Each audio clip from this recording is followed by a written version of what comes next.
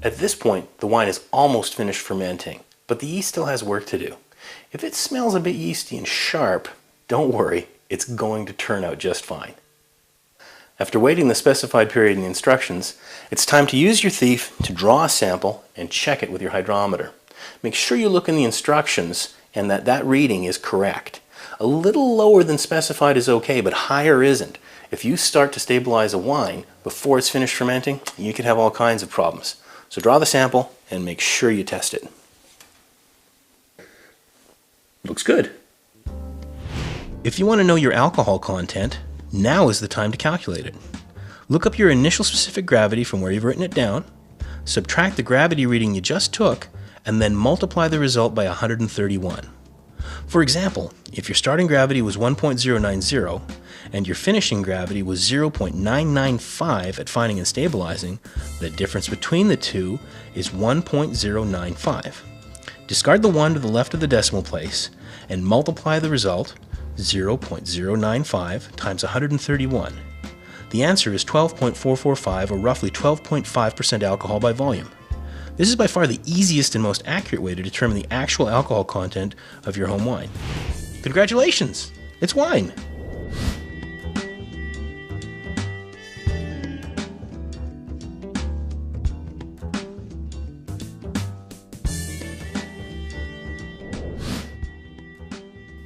Check your instructions and gather up your additives. There are 2 stabilizers, metabisulfite and sorbate, and a fining agent, either isinglass or chitosan.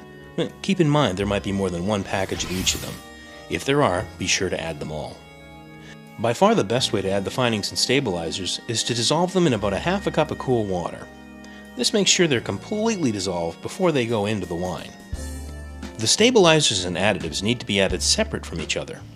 It would be more convenient to just dump everything in at once, but the fining agents would glom up with the stabilizers and render them ineffective. So be sure to add both stabilizers first, stir them vigorously for 2 minutes, and then add the finings.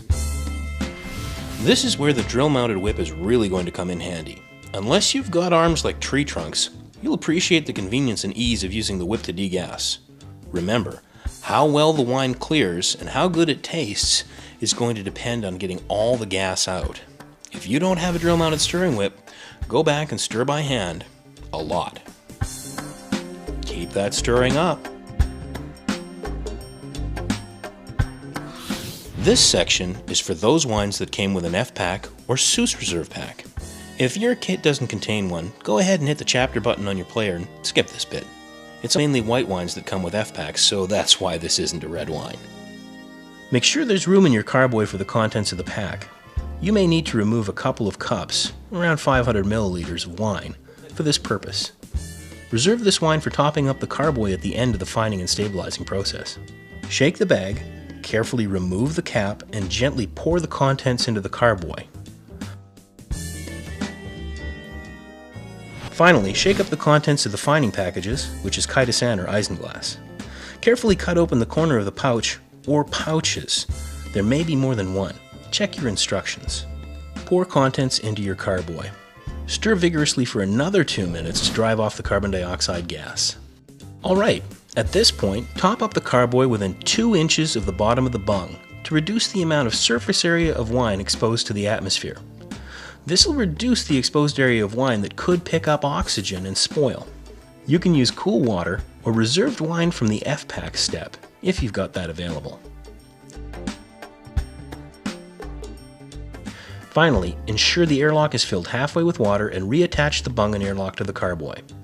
Put the carboy back in your fermenting area and wait the specified number of days, usually a couple of weeks, for the wine to clear.